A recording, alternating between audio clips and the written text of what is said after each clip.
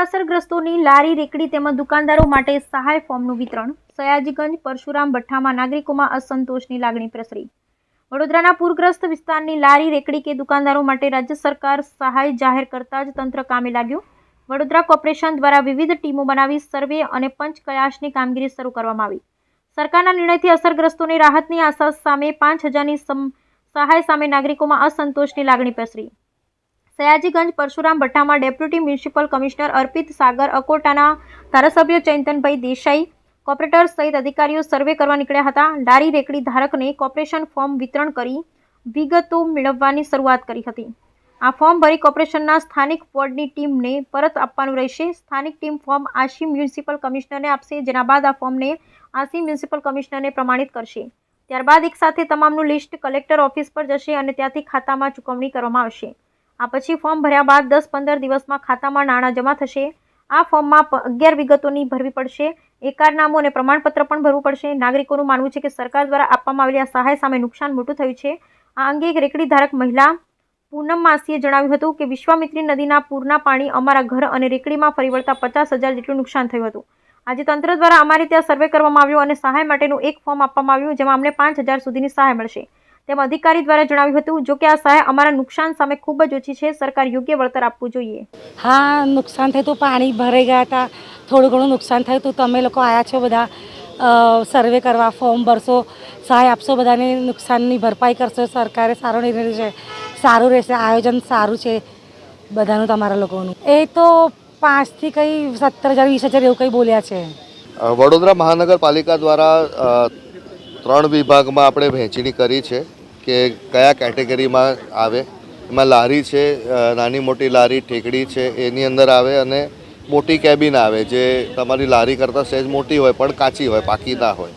એવા 3 વિભાગમાં વીએમસી દ્વારા હમણાં સર્વે કરવામાં આવશે. એની અંદર કયા વિસ્તારમાં કેટલું પાણી હતું એની ડિટેલ લેવાશે.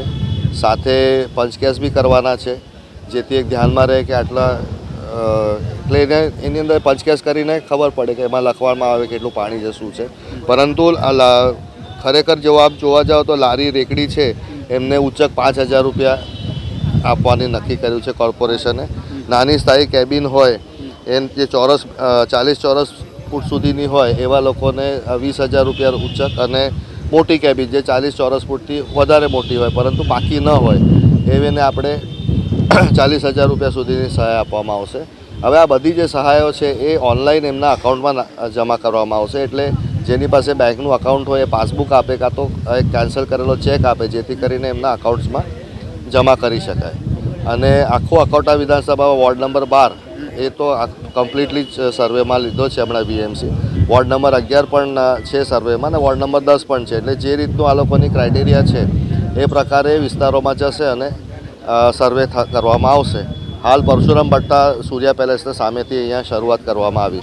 આ પરશુરામ ભટ્ટા એરિયા છે જ્યાં સૌથી મોટા નુકસાન થયા છે અમારા પૂરમાં. તો આ માટે પુનર્વસન માટે સરકારશ્રીની એ સહાય જાહેર કરવામાં આવી છે.